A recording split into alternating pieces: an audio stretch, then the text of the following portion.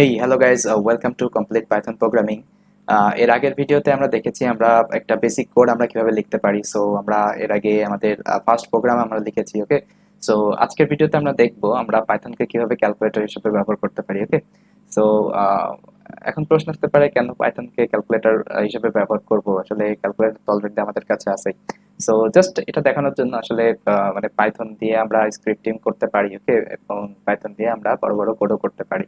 So দেখবো আমরা পাইথনকে আরো অনেকভাবে ইউজ করতে পারি এবং আমরা বিভিন্ন কমপ্লেক্স টাস্কে আমরা পাইথন ইউজ করতে পারি। সো সেগুলো আমরা সামনে দেখবো, বাট এখন জাস্ট বেসিক পারপোজের জন্য আমরা দেখবো যে আমরা পাইথনকে কিভাবে একটা ক্যালকুলেটর হিসেবে ব্যবহার করতে পারি। Okay, so just for fun purpose. Okay, so for that just you have to search here. Okay, just এখানে সার্চ করেন, সার্চ করার পরে জাস্ট এখানে লিখেন অ্যানাকন্ডা।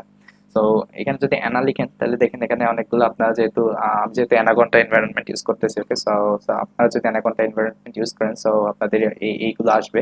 সো যদি না ইনস্টল করেন সো আমার অলরেডি আমি এটা নিয়ে টিউটোরিয়াল করছি, সো আপনি দেখতে পারেন এবং সেটা ইনস্টল করতে পারেন। সো এটা ওপেন করার পরে জাস্ট এখানে দেখুন অ্যানাকন্ডা প্রম্পট। ওকে, সো অ্যানাকন্ডা প্রম্পট যেই অপশনটা আসতেছে, ওকে, সো সেটার উপরে জাস্ট ক্লিক করেন।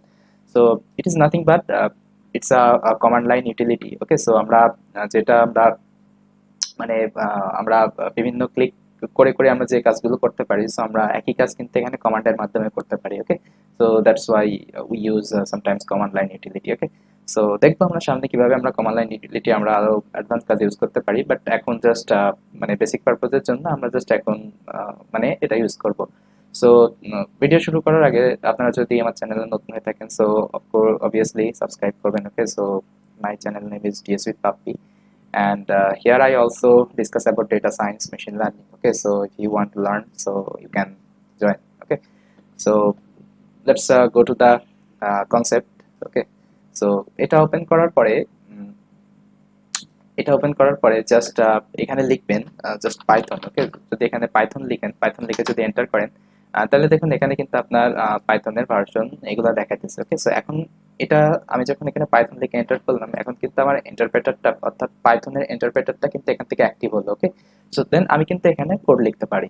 ওকে, সো আমি যেহেতু দেখাবো পাইথনকে আমরা কিভাবে ক্যালকুলেটর হিসেবে ব্যবহার করতে পারি, সো তার জন্য দেখুন সাপোজ আমি যদি এখানে 3 + 3 লিখি দিয়ে যদি এন্টার করি দেখুন এখানে কিন্তু 6 প্রিন্ট হইতেছে। ওকে, দেখুন আমি কিন্তু জাস্ট একটা লাইনে জাস্ট ক্যালকুলেটরের মতো কিন্তু আমি জাস্ট সংখ্যা তুলে জাস্ট এন্টার করতেছি, এটা কিন্তু কাজ করতেছে। বাট অন্যান্য প্রোগ্রামিং এ কিন্তু মানে এভাবে করা সম্ভব না জাস্ট একটা লাইনের মাধ্যমে। ওকে, সো তার জন্য কিন্তু আমাদের বেসিক একটা মানে বয়লার প্লেট তৈরি করতে হয়, বাট পাইথনে কিন্তু তা না। ওকে, সো সাপোজ মনে করুন এখানে সাপোজ মনে করুন আমরা একটা আরো কমপ্লেক্স একটু ক্যালকুলেশন করি। এখানে সাপোজ মনে করুন আপনি একজন দোকানদার এবং আপনার থেকে একজন মনে করুন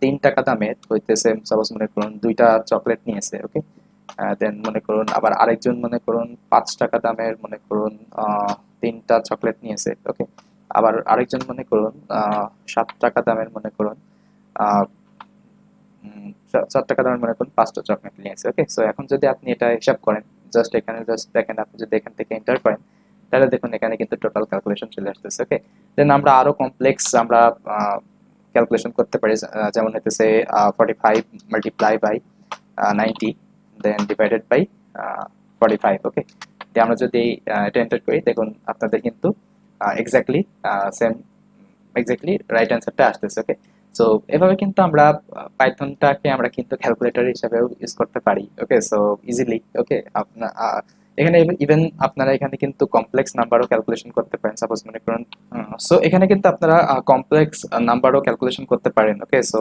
আই থিঙ্ক আপনারা কমপ্লেক্স নাম্বার সম্পর্কে হালকা জানেন, সেটা আমাদের ম্যাথমেটিক্সে আছে। সো যখন আমরা কমপ্লেক্স নাম্বারের আমাদের একটা চ্যাপ্টার আছে, রাইট, আমরা যারা 8, 9, 10-এ পড়ি সো তাদের হয়তো বা থাকতে পারে, বাট যাদের না থাকতে পারে জাস্ট দেখুন আসলে কমপ্লেক্স কমপ্লেক্স নাম্বার বলতে আসলে আমরা কোন একটা রিয়েল নাম্বার এবং একটা পুরো একটা ইমাজিনারি নাম্বারের ভিতরে আমরা মানে কম্বিনেশনে আমরা একটা ক্যালকুলেশন করে থাকি। ওকে, সো এটাকে বলে complex number. So complex number গঠিত হয় কোন একটা ইমাজিনারি নাম্বার এবং কোন একটা রিয়েল নাম্বার দিয়ে। ওকে, সো দেখুন আমরা কিন্তু এখানে খুব সহজে কমপ্লেক্স নাম্বারের এখানে হিসাব করতে পারি। ওকে, সো যেমন 5 প্লাস সাপোজ মনে করুন 9j।